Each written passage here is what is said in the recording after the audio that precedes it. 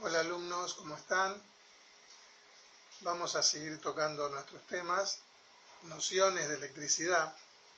Si bien estamos en una materia que se llama mecánica pericial, y antes de entrar a nuestros temas específicos de electricidad del automóvil, es bueno hacer una vista general de todos estos temas de electricidad que son lindos de conocer y poder después desarrollarlos.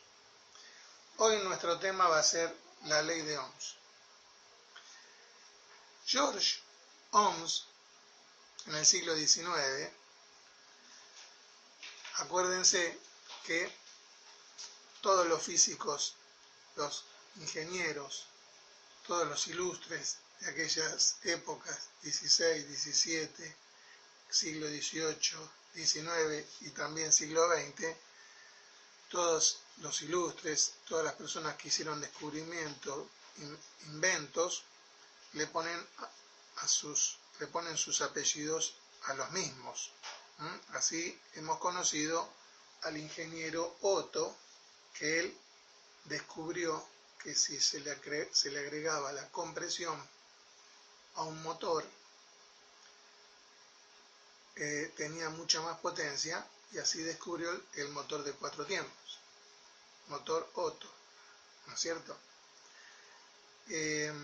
Volviendo a lo nuestro, Ohms, luego de que el físico ingeniero Alejandro Volta creó la pila, por eso se llama la pila de Volta, que después la vamos a ver, este señor después vio un fenómeno en la electricidad, que los conductores eléctricos que pasaban por un elemento, un material, ofrecían una resistencia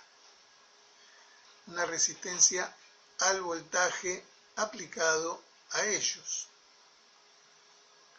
Él descubre eso, o sea, de que pasaba electricidad por un metal y ese metal llegaba un momento que producía una resistencia. ¿Y cómo podemos hablar de este tema de volts? ¿No es cierto? Acá tenemos un triángulo que él nos enseñó muy sencillo, que dice que el voltaje es directamente proporcional a su intensidad y a la resistencia que le ofrece. O sea, de que él diseñó este triángulo tan sencillo que nosotros tenemos que aprender y tenerlo muy en cuenta, sencillo, donde en la parte superior se coloca el voltaje y en la parte inferior se coloca a un lado la resistencia y la otra parte la intensidad. Para explicarlo de una manera más sencilla, vamos a hacerlo con dos recipientes, en el cual en uno tenemos poco líquido, poca agua, y en el otro tenemos bastante cantidad. Si a estos recipientes, lo conectamos con una manguerita, con un conductor, y si a este conductor le hacemos un torniquete o le ponemos una canilla, ¿no?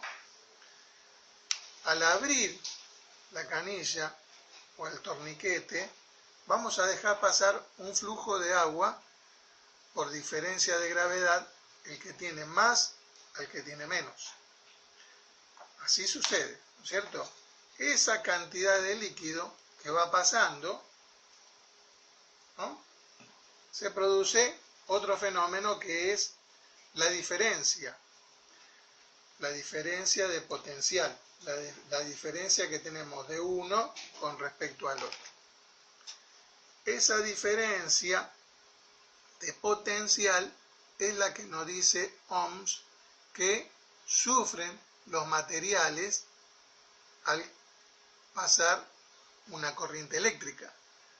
Esa diferencia de tensión esa diferencia de material. ¿Y cómo nos damos cuenta? Sencillamente.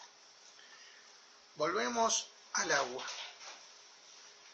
Acá tenemos la manguera, estamos lavando el auto perfectamente, abrimos la canilla, vamos a sentir que pasa más flujo de agua. ¿Y cómo nos damos cuenta? Sabemos que la corriente del agua es fría. Al pasar más cantidad, más flujo, a mayor velocidad, la manguera se va a poner más fría. Nosotros vamos a sentir, vamos a tener la sensación de que al pasar más corriente de agua a lo debido, la manguera pone una resistencia. En el caso del líquido, como viene de un tanque o viene de las cañerías que están abajo de la tierra, frío, sentimos esa diferencia de tensión. En el circuito eléctrico pasa lo mismo, pero en vez de sentir frío, vamos a sentir calor. Nosotros tenemos dos elementos que le hacemos pasar electricidad por ese cable, y ese cable va a llegar un momento que va a sentir la necesidad de expresarse. ¿Y cómo se va a expresar? Emitiendo calor.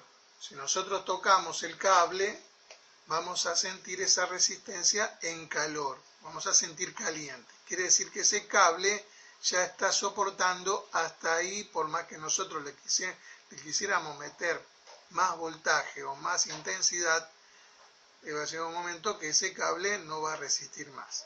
Bueno, ese fenómeno lo podemos ver gracias a George Ohms, a la ley de Ohms.